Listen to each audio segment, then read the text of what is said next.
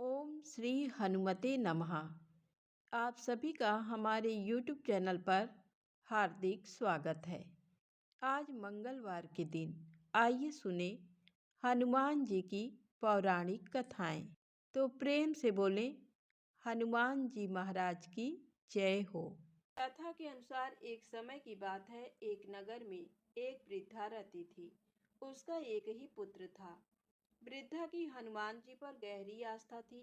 वह प्रत्येक मंगलवार को नियम पूर्वक व्रत रखकर हनुमान जी की आराधना करती थी। एक बार हनुमान जी ने अपनी भक्तिनी उस वृद्ध महिला की श्रद्धा का परीक्षण करने का विचार किया।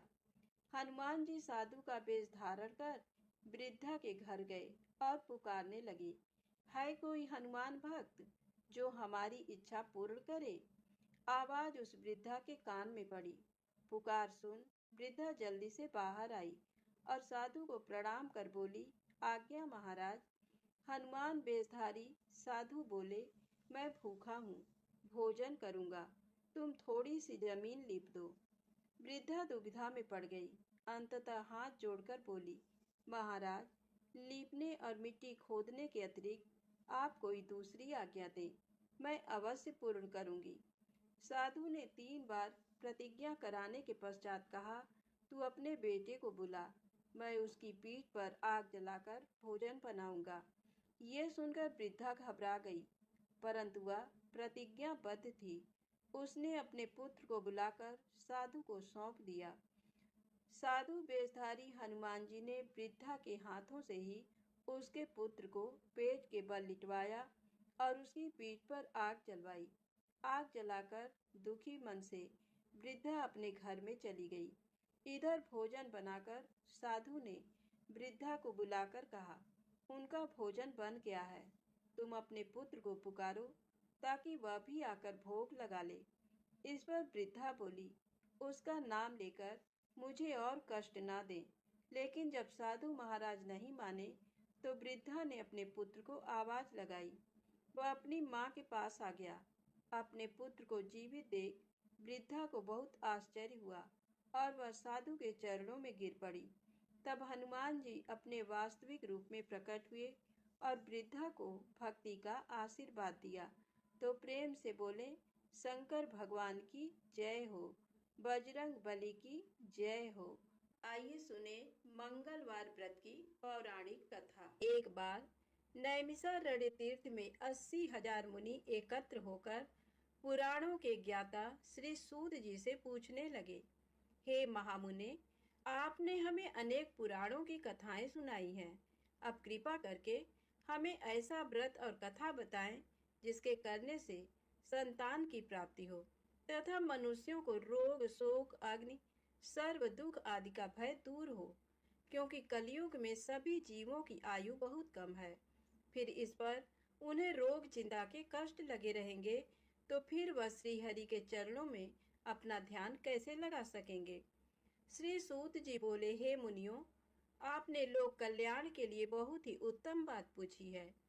एक बार युधिष्ठिर ने भगवान श्री कृष्ण से लोक कल्याण के लिए यही प्रश्न किया था। भगवान श्री कृष्ण और युधिष्ठिर का संवाद तुम्हारे सामने कहता हूँ, ध्यान देकर सुनो। एक समय पांडवों की सभा में श्री कृष्ण जी बैठे हुए थे।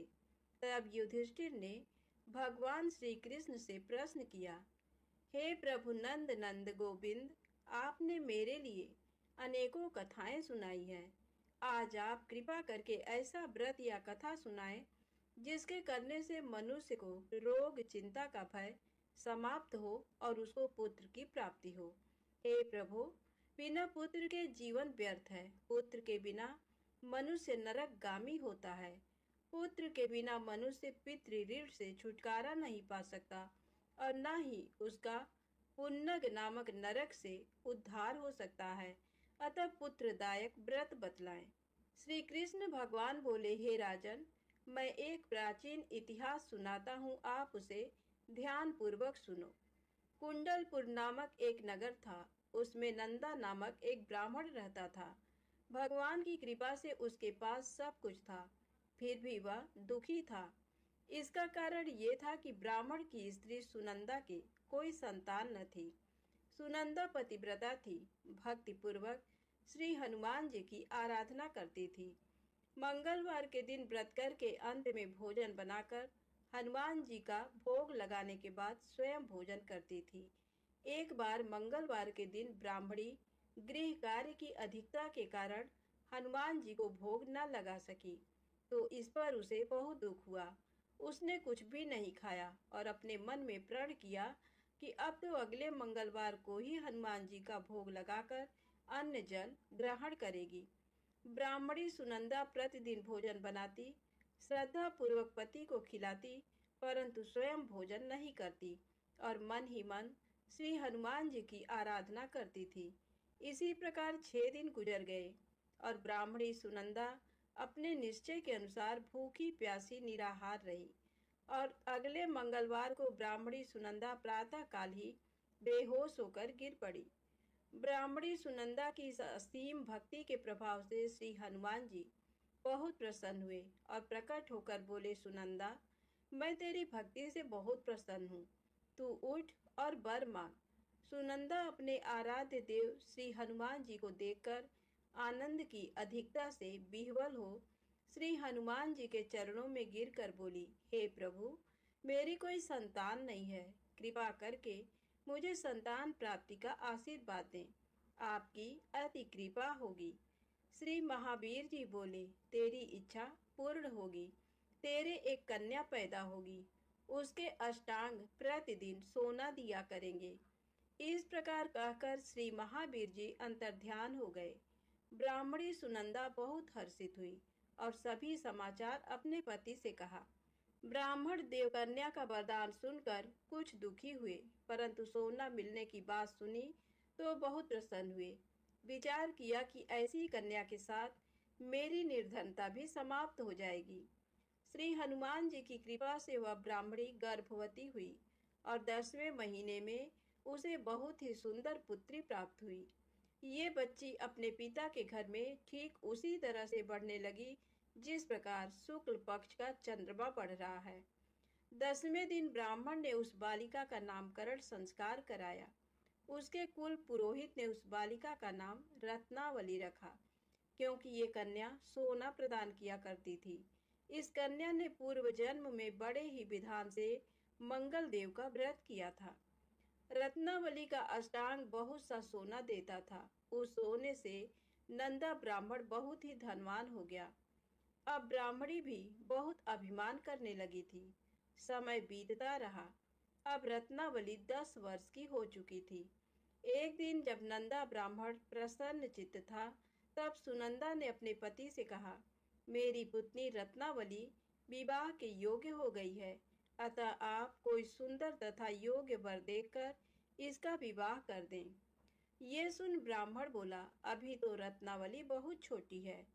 तब ब्राह्मणी बोली, शास्त्रों की आज्ञा है कि कन्या 8वें वर्ष में गौरी, 9 वर्ष में रोहिणी, 10वें वर्ष में कन्या, इसके पश्चात रसवला हो जाती हैं। गौरी के दान से पाताल लोक की प्राप्ति होती है, रोहिणी के दान से वैकुंठ लोक की प्राप्ति होती है, कन्या के दान से इंद्रलोक में सुखों की प्राप्ति होती है। अगर हे पतिदेव रजस्वला का दान किया जाता है तो घोर नरक की प्राप्ति होती है। इस पर ब्राह्मण बोला, अभी तो रत्नावली मात्र 10 ही वर्ष की है और मैंने तो 16-16 साल की कन्याओं के विवाह कराए हैं, अभी जल्दी क्या है। तब ब्राह्मणी सुनंदा बोली, आपको तो लोभ अधिक हो गया। शास्त्रों में कहा गया है कि माता पिता और बड़ा भाई रजस्वला कन्या को देखते हैं तो वह अवश्य ही नरकगामी होते हैं। तब ब्राह्मण बोला, अच्छी बात है, कल मैं अवश्य ही योग्य वर की तलाश में अपना दूत भेजूंगा। दूसरे दिन ब्राह्मण ने अपने दूत को बुलाया और आज्ञा दी कि जैसी सुंदर मेरी कन्या है वैसा ही सुंदर वर उसके लिए तलाश करो। दूत अपने स्वामी की आज्ञा पाकर निकल पड़ा। पंपई नगर में उसने एक सुंदर लड़के को देखा। ये बालक एक ब्राह्मण परिवार का बहुत गुणवान पुत्र था। इसका नाम सोमेश्वर था। दूत ने इस सुंदर व गुणवान ब्राह्मण पुत्र के बारे में अपने स्वामी को पूर्ण विवरण दिया। ब्राह्मण नंदा को भी सोमेश्वर अच्छा लगा और फिर शुभ मुहूर्त में विधि पूर्वक कन्यादान करके ब्राह्मण ब्राह्मणी संतुष्ट हुए। परंतु ब्राह्मण के मन में लोभ समाया हुआ था। उसने कन्यादान तो कर दिया, पर वह बहुत खिन्न भी था। उसने विचार किया कि रत्नावली तो अब चली जाएगी और मुझे इससे जो सोना मिलता था वह अब नहीं मिलेगा। मेरे पास जो धन था कुछ तो इसके विवाह में खर्च हो गया और जो शेष बचा है वह भी कुछ दिनों पश्चात समाप्त हो जाएगा। मैंने तो इसका विवाह करके बहुत बड़ी भूल कर दी है।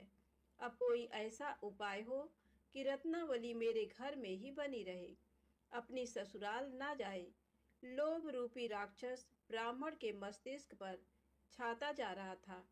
रात भर अपनी सैया पर बेचैनी से करवटें बदलते बदलते उसने एक बहुत ही क्रूर निर्णय लिया।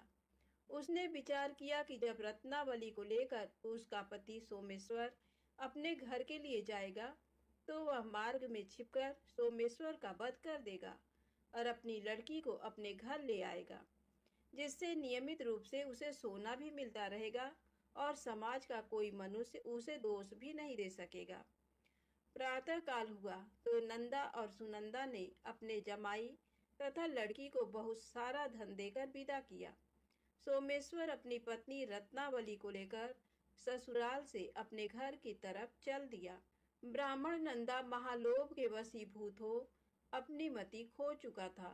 पाप पुण्य को उसे विचार ही न रहा। अपने भयानक व क्रूर निर्णय को कार्य रूप देने के लिए उसने अपने दूत को मार्ग में अपने जमाई का वध करने के लिए भेज दिया था, ताकि रत्नावली से प्राप्त होने वाला सोना उसे हमेशा मिलता रहे और वो कभी निर्धन ना हो। ब्राह्मण के दूत ने अपने स्वामी की आज्ञा का पालन करते हुए उसके जमाई सोमेश्वर का मार्ग में ही वध कर दिया। समाचार पाकर ब्राह्मण नंदा मार्ग में पहुंचा और रुदन करती अपनी पुत्री रत्नावली से बोला, हे पुत्री, मार्ग में लुटेरों ने तेरे पति का वध कर दिया है। भगवान की इच्छा के आगे किसी का कोई बस नहीं चलता है। अब तू घर चल, वहां पर ही रहकर शेष जीवन व्यतीत करना। जो भाग्य में लिखा है वही होगा। अपने पति की अकाल मृत्यु से रत्नावली बहुत दुखी हुई।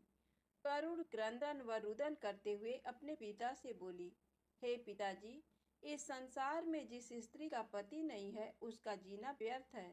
मैं अपने पति के साथ ही अपने शरीर को जला दूंगी और सती होकर अपने इस जन्म को, माता पिता के नाम को तथा सास ससुर के यश को सार्थक करूंगी। ब्राह्मण नंदा अपनी पुत्री रत्नावली के वचनों को सुनकर बहुत दुखी हुआ। विचार करने लगा, मैंने व्यर्थ ही जमाई वध का पाप अपने सिर लिया। रत्नावली तो उसके पीछे अपने प्राण तक देने को तैयार है। मेरा तो दोनों तरफ से मरण हो गया। धन तो अब मिलेगा नहीं। जमाई वध के पाप के फलस्वरूप यम यातना भी भुगतनी पड़ेगी। ये सोचकर वह बहुत खिन्न हुआ। सोमेश्वर की चिता बनाई गई। रत्नावली सती होने की इच्छा से अपने पति का सिर अपनी गोद में रखकर चिता में बैठ गई। जैसे ही सोमेश्वर की चिता को अग्नि लगाई गई, वैसे ही प्रसन्न हो मंगल देव वहां प्रकट हुए और बोले, हे रत्नावली, मैं तेरी पति भक्ति से बहुत प्रसन्न हूँ, तू वर मांग। रत्नावली ने अपने पति का जीवन दान मांगा। तब मंगल देव बोले, रत्नावली, तेरा पति अजर अमर है, ये महाविद्वान भी होगा और इसके अतिरिक्त तेरी जो इच्छा हो वर मांग। तब रत्नावली बोली, हे ग्रहों के स्वामी, यदि आप मुझ पर प्रसन्न हैं तो मुझे ये वरदान दीजिए कि जो भी मनुष्य मंगलवार के दिन प्रातःकाल लाल पुष्प लाल चंदन से पूजा करके आपका स्मरण करे, उसको रोग व्याधि ना हो, स्वजनों का कभी वियोग ना हो, सर्प अग्नि तथा शत्रुओं का भय ना रहे। जो स्त्री मंगलवार का व्रत करे वह कभी विधवा ना हो। मंगल देव तथास्तु कहकर अंतर ध्यान हो गए। सोमेश्वर मंगल देव की कृपा से जीवित हो उठा। रत्नावली अपने पति को पुनः प्राप्त कर बहुत प्रसन्न हुई और मंगल देव का व्रत प्रत्येक मंगलवार को करके व्रत राज और मंगल देव की कृपा से इस लोक में सुख ऐश्वर्य को भोगते हुए अंत में अपने पति के साथ स्वर्ग लोक को गई। प्रेम से बोले हनुमान जी महाराज की जय हो। आइए सुने राम नाम की महिमा। लंकापति रावण के वध के बाद अयोध्यापति प्रभु श्री राम की कीर्ति दूर दूर तक फैल रही थी और वह मर्यादा पुरुषोत्तम कहलाने लगे। तब एक दिन महादेव शिव की इच्छा भी मर्यादा पुरुषोत्तम श्री राम से मिलने की हुई। पार्वती जी को संग लेकर महादेव कैलाश पर्वत से उतरकर अयोध्या नगरी के रास्ते पर चल पड़े। भगवान शिव और माँ पार्वती को अयोध्या आया देखकर राम जी बहुत खुश हुए। माता जानकी ने उनका उचित आदर सत्कार किया और स्वयं भोजन बनाने के लिए रसोई में चली गई। इस बीच भगवान शिव ने श्री राम जी से पूछा, आपके सेवक हनुमान जी दिखाई नहीं पड़ रहे हैं। श्री राम बोले, वे बगीचे में हैं। शिव जी ने श्री राम जी से बगीचे में जाने की अनुमति मांगी और पार्वती जी का हाथ थामकर बगीचे में आ गए। बगीचे की खूबसूरती देखकर उनका मन मोहित हो गया। आम के एक घने वृक्ष के नीचे हनुमान जी दीन दुनिया से बेखबर गहरी नींद में सोए थे। एक लय में खर्राटों से राम नाम की ध्वनि उठ रही थी। चकित होकर शिवजी और माता पार्वती एक दूसरे की ओर देखने लगे। माता पार्वती मुस्कुरा उठी और वृक्ष की डालियों की ओर इशारा किया। राम नाम सुनकर पेड़ की डालियां भी झूमने लगी थीं और इनके बीच से भी राम नाम उच्चारित हो रहा था। शिव जी इस राम नाम की धुन में मस्त मगन होकर खुद भी राम राम कहकर नाचने लगे। माता पार्वती जी ने भी अपने पति का अनुसरण किया और अपने कोमल पैर थिरकाने लगी। शिव जी और माता पार्वती जी के नृत्य में ऐसी झनकार उठी कि स्वर्ग लोक के देवता गण भी आकर्षित होकर बगीचे में आ गए और राम नाम की धुन में सभी मस्त हो गए। माता जानकी भोजन तैयार करके प्रतीक्षारत थी, परंतु संध्या घिरने तक भी अतिथि नहीं पधारे। तब अपने देवर लक्ष्मण जी को बगीचे में भेजा। लक्ष्मण जी तो स्वयं को श्री राम का सेवक ही मानते थे, अतः बगीचे में आकर जब उन्होंने धरती पर स्वर्ग का नजारा देखा तो खुद भी राम नाम की धुन में झूम उठे। महल में माता जानकी परेशान हो रही थी कि अभी तक भोजन ग्रहण करने कोई भी क्यों नहीं आया। तब उन्होंने श्री राम जी से कहा, भोजन ठंडा हो रहा है, चलिए हम ही जाकर बगीचे में से सभी को ले आए। जब राम जी बगीचे में गए तो वहाँ राम नाम की धूम मची हुई थी। हनुमान जी गहरी नींद में सोए हुए थे और उनके खर्राटों से अभी तक राम नाम निकल रहा था। श्री राम भाव विह्वल हो उठे। राम जी ने हनुमान जी को नींद से जगाया और प्रेम से उनकी तरफ निहारने लगे। हनुमान जी प्रभु को आया देख शीघ्रता से उठ खड़े हुए। नृत्य की समा भंग हो गई। शिव जी खुले कंठ से हनुमान जी की राम भक्ति की सराहना करने लगे। हनुमान जी सकुचाए लेकिन मन ही मन खुश हो रहे थे।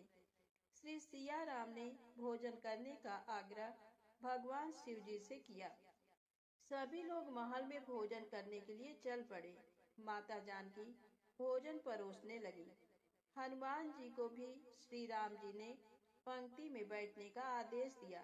हनुमान जी बैठ तो गए, परंतु आदत ऐसी थी कि राम जी के भोजन करने के उपरांत ही सभी लोग भोजन करते थे। आज श्री राम के आदेश से पहले भोजन करना पड़ रहा था। माता जानकी हनुमान जी को भोजन परोसती जा रही थी, पर हनुमान जी का पेट ही नहीं भर रहा था। सीता जी कुछ समय तक तो उन्हें भोजन परोसती रहीं, फिर समझ गईं इस तरह तो हनुमान जी का पेट नहीं भरेगा। उन्होंने तुलसी के एक पत्ते पर राम नाम लिखा और भोजन के साथ हनुमान जी को परोस दिया। तुलसी पत्र खाते ही हनुमान जी को संतुष्टि मिली और वह भोजन खाकर उठ खड़े हुए। भगवान शिव शंकर ने प्रसन्न होकर हनुमान जी को आशीर्वाद दिया कि आपकी राम भक्ति युगों युगों तक याद की जाएगी और आप संकट मोचन कहलाएंगे। तो प्रेम से बोलें शंकर जी भगवान की जय हो। संकट मोचन हनुमान जी की जय हो। अब आइए सुने राम नाम महिमा की दूसरी कहानी। महादेव जी को एक बार बिना कारण के किसी को प्रणाम करते देखकर पार्वती जी ने पूछा, आप किसको प्रणाम करते रहते हैं? शिव जी पार्वती जी से कहते हैं कि हे देवी, जो व्यक्ति एक बार राम कहता है उसे मैं 3 बार प्रणाम करता हूँ। पार्वती जी ने एक बार शिव जी से पूछा, आप श्मशान में क्यों जाते हैं और ये चिता की भस्म शरीर पर क्यों लगाते हैं? उसी समय शिव जी पार्वती जी को शमशान ले गए। वहां एक शव अंतिम संस्कार के लिए लाया गया। लोग राम नाम सत्य है कहते हुए शव को ला रहे थे। शिव जी ने कहा कि देखो पार्वती, इस शमशान की ओर जब लोग आते हैं तो राम नाम का स्मरण करते हुए आते हैं और इस शव के निमित्त से कई लोगों के मुख से मेरा अति प्रिय दिव्य राम नाम निकलता है। उसी को सुनने में शमशान में आता हूँ और इतने लोगों के मुख से राम नाम का जप करवाने में निमित्त बनने वाले इस शव का मैं सम्मान करता हूँ, प्रणाम करता हूँ और अग्नि में जलने के बाद उसकी भस्म को अपने शरीर पर लगा लेता हूँ। राम नाम बुलवाने वाले के प्रति मुझे अगाध प्रेम रहता है। एक बार शिव जी कैलाश पर पहुँचे और पार्वती जी से भोजन मांगा। पार्वती जी विष्णु सहस्त्र नाम का पाठ कर रही थी। पार्वती जी ने कहा, अभी पाठ पूरा नहीं हुआ, कृपया थोड़ी देर प्रतीक्षा कीजिए। शिव जी ने कहा कि इससे तो समय और श्रम दोनों लगेंगे। संत लोग जिस तरह से सहस्त्र नाम को छोटा कर लेते हैं और नित्य जपते हैं, वैसा उपाय कर लो। पार्वती जी ने पूछा, वो उपाय कैसे करते हैं, मैं सुनना चाहती हूँ। तब शिव जी ने बताया, केवल एक बार राम कह लो, तुम्हें सहस्त्र नाम भगवान के 1000 नाम लेने का फल मिल जाएगा। एक राम नाम 1000 दिव्य नामों के समान है। पार्वती जी ने वैसा ही किया। भगवान बोले, श्री राम राम रामेति रमे रामे मनोरमे सहस्र नाम तत्तुल्यम राम नाम वरानने। ये राम नाम सभी आपदाओं को हरने वाला, सभी संपदाओं को देने वाला दाता है। सारे संसार को विश्राम शांति प्रदान करने वाला है। इसीलिए मैं इसे बार बार प्रणाम करता हूँ। भवसागर के सभी समस्याओं और दुख के बीजों को भूंज के रख देने वाला, समूल नष्ट कर देने वाला, सुख संपत्तियों को अर्जित करने वाला, यमदूतों को भगाने वाला केवल राम नाम का गर्जन जप है। प्रयास पूर्वक स्वयं भी राम नाम जपते रहना चाहिए और दूसरों को भी प्रेरित करके राम नाम जपवाना चाहिए। इससे अपना और दूसरों का तुरंत कल्याण हो जाता है। यही सबसे सुलभ और अचूक उपाय है। इसीलिए हमारे देश में प्रणाम राम राम कहकर किया जाता है। अब आइए सुने बिल्व वृक्ष की महिमा। एक बार नारद जी ने भगवान भोलेनाथ की स्तुति कर पूछा, प्रभु, आपको प्रसन्न करने के लिए सबसे उत्तम और सुलभ साधन क्या है? हे त्रिलोकीनाथ, आप तो निर्विकार और निष्काम हैं। आप सहज ही प्रसन्न हो जाते हैं। फिर भी मेरी जानने की इच्छा है कि आपको क्या प्रिय है। शिव जी बोले, नारद जी, वैसे तो मुझे भक्त के भाव सबसे प्रिय हैं। फिर भी आपने पूछा है तो बताता हूँ। मुझे जल के साथ साथ बिल्व पत्र बहुत प्रिय हैं। जो अखंड बिल्व पत्र मुझे श्रद्धा से अर्पित करते हैं, मैं उन्हें अपने लोक में स्थान देता हूँ। नारद जी भगवान शंकर और माता पार्वती की वंदना कर अपने लोक को चले गए। उनके जाने के पश्चात पार्वती जी ने शिव जी से पूछा, हे प्रभु, मेरी ये जानने की बड़ी उत्कट इच्छा हो रही है कि आपको बिल्व पत्र इतने प्रिय क्यों हैं। कृपा करके मेरी जिज्ञासा शांत करें। शिव जी बोले, हे शिवे, बिल्व के पत्ते मेरी जटा के समान हैं। उसका त्रिपत्र यानी 3 पत्ते ऋग्वेद, यजुर्वेद और सामवेद हैं। शाखाएं समस्त शास्त्र का स्वरूप हैं। बिल्व वृक्ष को आप पृथ्वी का कल्प वृक्ष समझे, जो ब्रह्मा विष्णु शिव स्वरूप हैं। स्वयं महालक्ष्मी ने शैल पर्वत पर बिल्व वृक्ष रूप में जन्म लिया था। ये सुनकर पार्वती जी कौतूहल में पड़ गईं। उन्होंने पूछा, देवी लक्ष्मी ने आखिर बिल्व वृक्ष का रूप क्यों लिया? आप ये कथा विस्तार से कहें। तब भोलेनाथ ने देवी पार्वती को कथा सुनानी शुरू की। हे देवी, सतयुग में ज्योति रूप में मेरे अंश का रामेश्वर लिंग था। ब्रह्मा आदि देवों ने उसका विधिवत पूजन अर्चन किया था। फलतः मेरे अनुग्रह से वाग देवी सबकी प्रिया हो गई। वे भगवान विष्णु को सतत प्रिय हो गई। मेरे प्रभाव से भगवान केशव के मन में वाग देवी के लिए जितनी प्रीति हुई, वह स्वयं लक्ष्मी को नहीं भाई। अतः लक्ष्मी देवी चिंतित और रुष्ट होकर परम उत्तम श्रीशैल पर्वत पर चली गई। वहां उन्होंने मेरे विग्रह की उग्र तपस्या प्रारंभ कर दी। हे परमेश्वरी, कुछ समय बाद महालक्ष्मी जी ने मेरे विग्रह से थोड़ा ऊर्ध्व में एक वृक्ष का रूप धारण कर लिया और अपने पत्र पुष्प द्वारा निरंतर मेरा पूजन करने लगी। इस तरह उन्होंने कोटि वर्ष तक आराधना की। अंततः उन्हें मेरा अनुग्रह प्राप्त हुआ। महालक्ष्मी ने मांगा कि श्री हरि के हृदय में मेरे प्रभाव से वाग्देवी के लिए जो स्नेह हुआ है वह समाप्त हो जाए। शिव जी बोले, मैंने महालक्ष्मी को समझाया कि श्री हरि के हृदय में आपके अतिरिक्त किसी और के लिए कोई प्रेम नहीं है। वाग्देवी के प्रति तो उनकी श्रद्धा है। ये सुनकर श्री लक्ष्मी जी प्रसन्न हो गईं और पुनः श्री विष्णु के हृदय में स्थित होकर निरंतर उनके साथ विहार करने लगी। हे पार्वती, महालक्ष्मी के हृदय का एक बड़ा विकार इस प्रकार दूर हुआ था। इस कारण हरि प्रिया उसी वृक्ष रूप में सर्वदा अतिशय भक्ति से भरकर यत्न पूर्वक मेरी पूजा करने लगी। बिल्व इस कारण मुझे बहुत प्रिय है और मैं बिल्व वृक्ष का आश्रय लेकर रहता हूँ। बिल्व वृक्ष को सदा सर्व तीर्थमय एवं सर्व देवमय मानना चाहिए, इसमें तनिक भी संदेह नहीं है।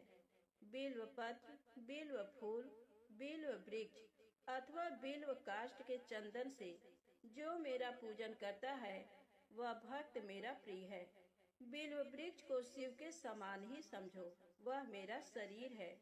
जो बिल्व पर चंदन से मेरा नाम अंकित करके मुझे अर्पण करता है, मैं उसे सभी पापों से मुक्त करके अपने लोक में स्थान देता हूँ। उस व्यक्ति को स्वयं लक्ष्मी जी भी नमस्कार करती हैं। जो बिल्व मूल में प्राण छोड़ता है उसको रुद्र देह प्राप्त होता है। तो प्रेम से बोले, विष्णु भगवान माता लक्ष्मी की जय हो। शंकर भगवान माँ गौरी माता की जय हो। अब आइए सुने मंगलवार को सुनी जाने वाली मंगला गौरी माता की पौराणिक कथा। कुरु देश में श्रुतकीर्ति नामक एक विद्वान, कीर्तिशाली, शत्रुओं का नाश करने वाला, 64 कलाओं का ज्ञाता तथा धनुर्विद्या में कुशल राजा हुआ था। पुत्र के अतिरिक्त अन्य सभी शुभ चीजें उस राजा के पास थी। अतः वह राजा संतान के विषय में अत्यंत चिंतित हुआ और जब ध्यान पूर्वक देवी की आराधना करने लगा, तब उसकी कठोर तपस्या से देवी प्रसन्न हो गईं और उससे ये वचन बोली, हे सुब्रत, वर मांगो। श्रुतकीर्ति बोला, हे देवी, यदि आप मुझ पर प्रसन्न हैं तो मुझे सुंदर पुत्र दीजिए। हे देवी, आपकी कृपा से अन्य किसी भी वस्तु का अभाव नहीं है। उसका ये वचन सुनकर पवित्र मुस्कान वाली देवी ने कहा, हे राजन, तुमने अत्यंत दुर्लभ वर मांगा है, फिर भी कृपावश मैं तुम्हें अवश्य दूंगी। किंतु हे राजेंद्र, सुनिए, यदि परम गुणी पुत्र चाहते हो तो वह केवल 16 वर्ष तक जीवित रहेगा, और यदि रूप तथा विद्या से विहीन पुत्र चाहते हो तो दीर्घजीवी होगा। देवी का ये वचन सुनकर राजा चिंतित हो उठा और पुनः अपनी पत्नी से परामर्श करके उसने गुणवान तथा सभी शुभ लक्षणों से संपन्न 16 वर्ष की आयु वाला पुत्र मांगा।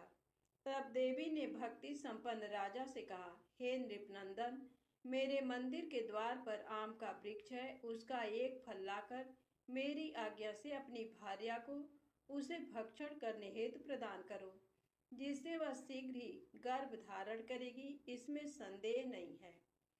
प्रसन्न होकर राजा ने वैसा ही किया और उसकी पत्नी ने गर्भ धारण कर लिया। 10वें महीने में उसने देव तुल्य सुंदर पुत्र को जन्म दिया। तब हर्ष तथा शोक से युक्त राजा ने बालक का जात कर्म आदि संस्कार किया और शिव का स्मरण करते हुए उसका नाम चिरायु रखा। इसके बाद पुत्र के 16 वर्ष के होने पर पत्नी सहित राजा चिंता में पड़ गए और वे विचार करने लगे कि ये पुत्र बड़े कष्ट से प्राप्त हुआ है और मैं इसकी दुखद मृत्यु अपने ही सामने कैसे देख सकूंगा। ऐसा विचार करके राजा ने पुत्र को उसके मामा के साथ काशी भेज दिया। प्रस्थान के समय राजा की पत्नी ने अपने भाई से कहा कि कार्पटिक का वेश धारण करके आप मेरे पुत्र को काशी ले जाइए। मैंने भगवान मृत्युंजय से पूर्व में पुत्र के लिए प्रार्थना की थी और कहा था कि हे विश्वेश, आप जगतपति की यात्रा के लिए मैं उस पुत्र को अवश्य भेजूंगी। अतः आप मेरे पुत्र को आज ही ले जाइए और सावधानी पूर्वक इसकी रक्षा कीजिएगा। अपनी बहन की ये बात सुनकर भांजे के साथ वो चल पड़ा। कई दिनों तक चलते चलते वह आनंद नामक नगर में पहुंचा। वहां सभी प्रकार की समृद्धियों से संपन्न वीरसेन नाम वाला राजा रहता था। उस राजा की एक सर्वलक्षण संपन्न युवावस्था प्राप्त मनोहर तथा रूप लावण्यमयी मंगला गौरी नामक कन्या थी। सभी उपमानों को तुच्छ करके सौंदर्य अभिवृद्धि को प्राप्त वह कन्या किसी समय सखियों के साथ नगर के उपवन में क्रीड़ा करने के लिए गई हुई थी। उसी समय वह चिरायु तथा उसका मामा वे दोनों भी वहां पहुंच गए और उन कन्याओं को देखने की लालसा से वहीं विश्राम करने लगे। इसी बीच विनोद पूर्वक क्रीड़ा करती हुई उन कन्याओं में से किसी एक ने कुपित होकर राजकुमारी को राणा ये कुवचन कह दिया। तब उस अशुभ वचन को सुनकर राजकुमारी ने कहा, तुम अनुचित बात क्यों बोल रही हो? मेरे कुल में तो इस प्रकार की कोई नहीं है। मंगला गौरी की कृपा से तथा उनके व्रत के प्रभाव से विवाह के समय जिसके सर पर मेरे हाथ से अक्षत पड़ेंगे, हे सखी, वह यदि अल्प आयु वाला होगा तो भी चिरंजीवी हो जाएगा। इसके बाद वह सभी कन्याएं अपने अपने घर चली गईं। उसी दिन राजकुमारी का विवाह था। बाहलीक देश के दृढ़धर्मा नामक राजा के सुकेतु नाम वाले पुत्र के साथ उसका विवाह निश्चित किया गया था। वह सुकेतु विद्याहीन, कुरूप तथा बहरा था। तब सुकेतु के साथ आए हुए उन लोगों ने विचार किया कि इस समय कोई दूसरा श्रेष्ठ वर ले जाना चाहिए और विवाह संपन्न हो जाने के बाद वहां सुकेतु पहुंच जाए। उन लोगों ने चिरायु के मामा के पास जाकर याचना की कि आप इस बालक को हमें दे दीजिए, जिससे हमारा कार्य सिद्ध हो जाए। इस पृथ्वी पर परोपकार के समान दूसरा कोई धर्म नहीं है। उनकी बात सुनकर चिरायु का मामा मन ही मन बहुत प्रसन्न हुआ, क्योंकि इसने उपवन में पहले ही कन्या मंगला गौरी की बात सुन ली थी। फिर भी उसने एक बार कहा कि आप लोग इसे किस लिए मांग रहे हैं? कार्य की सिद्धि हेतु वस्त्र, अलंकार आदि मांगे जाते हैं, वर तो कहीं भी नहीं मांगा जाता। तथापि आप लोगों का सम्मान रखने के लिए मैं इसे दे रहा हूँ। इसके बाद चिरायु को वहां ले जाकर उन लोगों ने विवाह संपन्न कराया। सप्तपदी आदि के हो जाने पर रात्रि में शिव पार्वती की प्रतिमा के समक्ष उस चिरायु ने हर्ष युक्त होकर मंगला गौरी के साथ शयन किया। उसी दिन चिरायु के 16 वर्ष पूर्ण हो चुके थे और अर्धरात्रि में साक्षात्कार सर्प रूप में वहां आ गया। इसी बीच संयोगवश राजकुमारी जाग गई। उसने उस महासर्प को वहां देखा और वह भय से व्याकुल होकर कांपने लगी। तभी उस कन्या ने धैर्य धारण 16 उपचारों से सर्प की पूजा की और पीने के लिए उसे दूध दिया। उसने दीनता भरी वाणी में उस सर्प की प्रार्थना तथा स्तुति की। मंगला गौरी प्रार्थना करने लगी कि मैं उत्तम व्रत को करूंगी जिससे मेरे पति जीवित रहें। ये जिस तरह से चिरकाल तक जीवित रहें, आप वैसा कीजिए। इतने में सर्प वहां स्थित एक कमंडल में प्रवेश कर गया और उस मंगला गौरी ने अपनी कंचुकी से उस कमंडल का मुंह बांध दिया। इसी बीच उसका पति अंगड़ाई लेकर जाग गया और अपनी पत्नी से बोला, हे प्रिय, मुझे भूख लगी है। तब वो अपनी माता के पास जाकर खीर, लड्डू आदि ले आई और उसके द्वारा दिए भोज्य पदार्थ को उसने प्रसन्न मन होकर खाया। भोजन के पश्चात हाथ धोते समय उसके हाथ से अंगूठी गिर पड़ी। तांबूल खाकर वह पुनः सो गया। इसके बाद मंगला गौरी कमंडल को फेंकने के लिए जाने लगी। विधि की कैसी गति है कि उस कमंडल में से बाहर की ओर जगमग करती हुई हार कांति को देखकर वह आश्चर्यचकित हो गई। घट में स्थित उस हार को उसने अपने कंठ में धारण कर लिया। इसके बाद कुछ रात शेष रहते ही चिरायु का मामा आकर उसे ले गया। इसके बाद वर पक्ष के लोग सुकेतु को वहां ले आए। उसे देख मंगला गौरी ने कहा कि ये मेरा पति नहीं है। तब उन सभी ने उससे कहा, हे सुबे, तुम ये क्या बोल रही हो? यहाँ तुम्हारा कोई परिचायक हो तो उसे हम लोगों को बताओ। मंगला गौरी बोली, जिसने रात्रि में 9 रत्नों से बनी अंगूठी दी है, उसकी अंगुली में इसे डालकर परिचायक निशानी देख लें। मेरे पति ने रात्रि में मुझे जो हार दिया था उसके रत्नों का समुदाय कैसा है, इस बात को ये बताएं। ये तो कोई अन्य ही है। इसके अतिरिक्त रात्रि में आम सींचते समय उनका पैर कुमकुम से लिप्त हो गया था। वह मेरी जांघ पर अभी विद्यमान है, उसे आप लोग शीघ्र देख लें। साथ ही रात में परस्पर भाषण तथा भोजन आदि जो कुछ किया गया था उसे भी ये बता दें, तब ये निश्चय ही मेरे पति हैं। इस प्रकार उसका वचन सुनकर सभी ठीक है कहने लगे, किंतु जब एक भी बात न मिली तब सभी ने सुकेतु को उसका पति होने से निषिद्ध कर दिया और वर पक्ष वाले जिस तरह से आए थे उसी तरह से चले गए। उसके बाद अपने वंश को बढ़ाने वाले महान यश से संपन्न तथा परम मनस्वी मंगला गौरी के पिता ने अन्न पान आदि का सत्र चलाया। उन्होंने वर पक्ष का वृत्तांत कानो कान सुन लिया कि स्वरूप से कुरूप होने के कारण लोगों के द्वारा किसी अन्य को वर के रूप में आदर पूर्वक लाया गया था। तब उन्होंने अपनी कन्या को पर्दे के भीतर बिठा दिया। उसके बाद 1 वर्ष बीतने पर यात्रा करके चिरायु अपने मामा के साथ ये देखने आया कि विवाह के बाद वहाँ क्या हुआ। तब उसे गवाक्ष के भीतर से देखकर वह मंगला गौरी अत्यंत प्रसन्न हुई और माता पिता से बोली कि मेरे पति आ गए हैं। राजा ने अपने सुहृदजनों को बुलाकर पूर्व में कहे गए सभी परिचायकों को निशानी को देखकर मंद मुस्कान वाली अपनी कन्या चिरायु को सौंप दी। राजा ने शिष्टजनों को साथ लेकर विवाह का उत्सव कराया। इसके बाद राजा वीरसेन ने वस्त्र आभूषण आदि सेना, घोड़े, रथ और अन्य भी बहुत सी सामग्रियां देकर उन्हें विदा किया।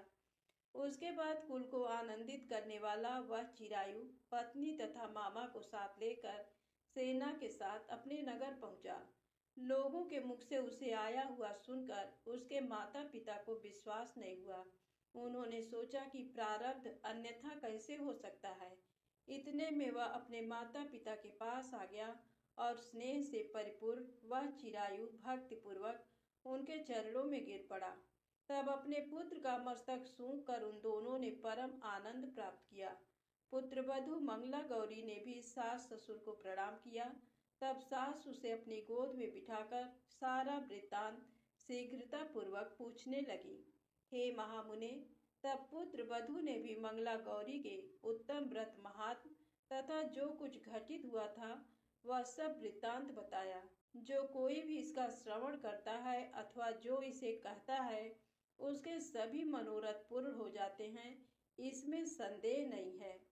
धन्यवाद। प्रेम से बोले मंगला गौरी माता की जय हो।